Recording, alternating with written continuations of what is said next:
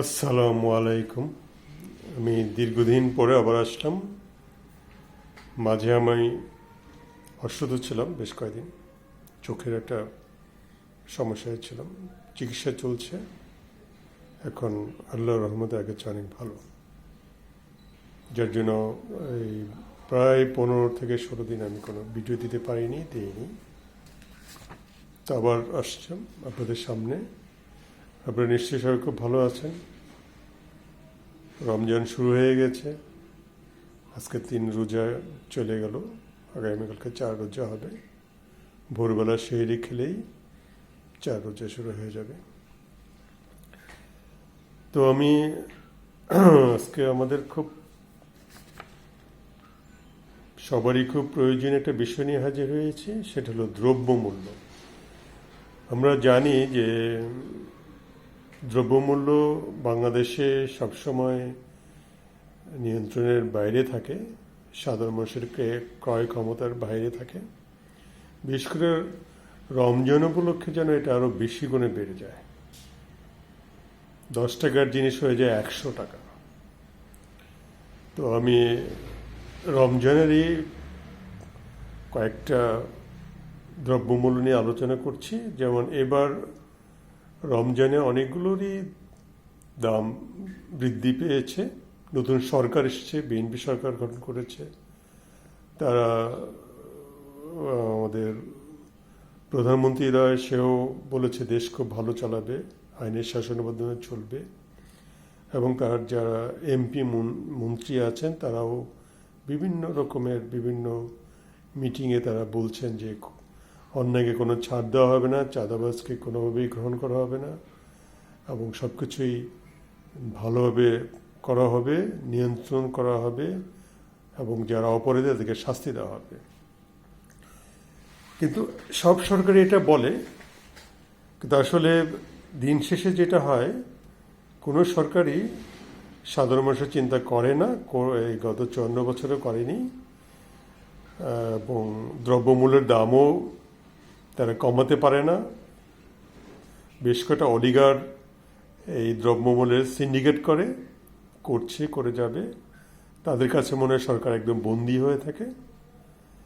তো তবে একটু আশার কথা হলো যে গত এই ইন্টারিম গভর্নমেন্টের সময় গত রোজাতে দ্রব্যমূল্যের দাম মোটামুটি নিয়ন্ত্রণে ছিল, মানুষ একটু স্বস্তির নিঃশ্বাস ফেলতে পারছিল গত বছরের রমজানের সময়। তো এবার রোজার ঠিক 2 দিন আগে সরকার গঠন করেছে, তো দ্রব্যমূল্য লাগামহীনভাবে বেড়ে গিয়েছে। তা আমি দর্শক আপনাদেরকে বলবো, যেহেতু কোনো সরকারই দ্রব্যমূল্য নিয়ন্ত্রণ করতে পারছে না বা করছে না, আমি বলবো করতে চাচ্ছে না, তাহলে আমরা এই দ্রব্যমূল্য লাগামহীনভাবে বেড়ে যাচ্ছে, এটা নিয়ন্ত্রণ আমাদের হাতেই নিয়ে নেই না। আমাদের হাতেই তো একটা অস্ত্র আছে। যেমন এবার রোজাতে আপনারা সবাই জানেন লেবুর হালি হয়ে গেছিল 100, 150, 200 টাকা পর্যন্ত। তার মানে একটা লেবু আপনি কিনতে হবে আপনাকে 50 টাকা দিয়ে। এবং তরমুজ আসছে, তরমুজের কেজি হলো 900 টাকা, 90 টাকা। তার মানে এটা সাধারণ মানুষ, নিম্ন মধ্যবিত্ত, এমনকি উচ্চ মধ্যবিত্তের পক্ষেও কেনা সম্ভব নয়। সরকারে যারা থাকেন তাদের তো আসলে টাকা পয়সার অভাব নেই, তাদের তো অনেক কিছুই তারা পেয়ে যান না চাইতেই। কাজে তারা সাধারণ মানুষের সুখ দুঃখের কথা ভাববেন কেন? তাদের দরকারটা কী জন্য ভাববেন? তো আমি আজকে আপনাদেরকে একটা পরামর্শ দিব, আপনারা নিজেরাই দ্রব্যমূল্য বৃদ্ধি যে হচ্ছে সেটা নিয়ন্ত্রণ করুন। কিভাবে করবেন? খুব সহজ। এই যে লেবু যে 200 টাকা হালি হলো, আপনারা লেবু খাওয়া ছেড়ে দেন। আপনারা যদি 2 থেকে 3 দিন লেবু না কিনেন, এই লেবু 200 টাকা হালির লেবু চলে আসবে 10 টাকা হালিতে। দেখবেন যে তখন তারা যারা সিন্ডিকেট করে, যারা সিন্ডিকেটের সাম্রাজ্যের সম্রাট, তারা কিন্তু তখন হুমড়ি খেয়ে পড়বে, ভিমড়ি খাবে। তখন তারা কিন্তু এই লেবুর দাম কমিয়ে দিবে, অর্থাৎ লেবু কোথায় কোথায় তারা লুকিয়ে রেখেছে সেগুলো সব তাদের আস্তানা থেকে বের করে দিবে, এবং তখন লেবু কিন্তু 10 টাকা হালিতে চলে আসবে। 10 টাকা হালি না, 20 টাকা হালি তো আসবে। ঠিক তরমুজও কেনা বাদ দেন, 2-3 দিন খাবেন না, কি হবে, না খেলে কি হবে? এই তরমুজে দেখা যাবে 30 টাকা কেজিতে চলে আসবে। এবং শশা 100 বা 120 টাকা কেজিতে বিক্রি হচ্ছে। শশাও কয়েকদিন খাবেন না, 2-3 দিন, বেশি না, 2 থেকে 3 দিন খাওয়াতে বিরত থাকুন। এই শশা চলে আসবে 30 থেকে 40 টাকা কেজিতে চলে আসবে। আর বাকি যেগুলো আছে, মাছ, মুরগি, ডিম, গরুর মাংস, খাসির মাংস, সেগুলো উঠতে দিকে সেগুলো বেড়ে গেছে, বাট সেগুলো এই যে দ্রব্যমূল্য থেকে বেশি মাত্রায় বাড়েনি, তবে সেগুলোও কমে যাবে। আমরা যদি সব সময়, বিশেষ করে রোজার সময়, ঈদের সময়, যেমন কোরবানি ঈদের সময় আপনার বিভিন্ন ধরনের মশলার দাম অনেক বেড়ে যায়।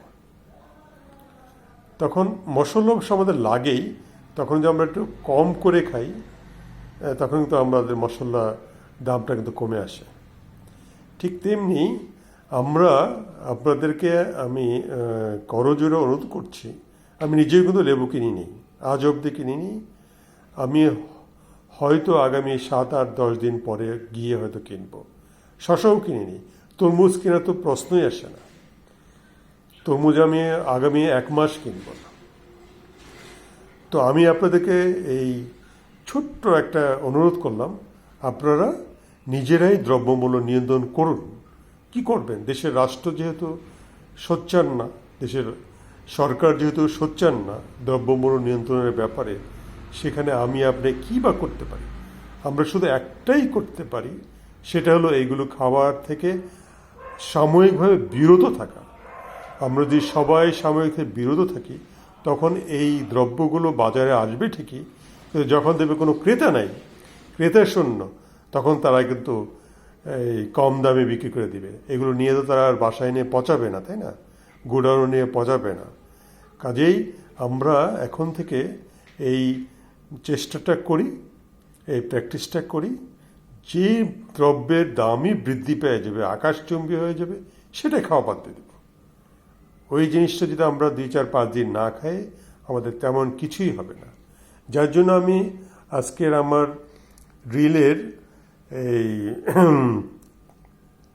থাম্বনেলটা দিয়েছি, দ্রব্যমূল্যের লাগামহীন বৃদ্ধি আপনি নিয়ন্ত্রণ করুন। আসলেই তাই, আপনি নিজেই নিয়ন্ত্রণ করুন। আপনি, আমি, অন্যরা, সবাই, বাকি যারা আছে, সবাই কিন্তু আমরা নিয়ন্ত্রণ করতে পারি। আমরা নিয়ন্ত্রণ করলেই দ্রব্যমূল্য নিয়ন্ত্রণে চলে আসবে, এবং সাধারণ মানুষের অবশ্যই ক্রয় ক্ষমতার মধ্যে আসবেই, এটার কোনো বিকল্প নেই। আমি আপনাদেরকে একটা ডাটা দিতে পারি। লেবু আমি গতকালকে জিজ্ঞেস করেছি, কোনো কোনো জায়গায় 40 টাকা, কোনো কোনো জায়গায় 50 টাকা হালি বিক্রি হচ্ছে।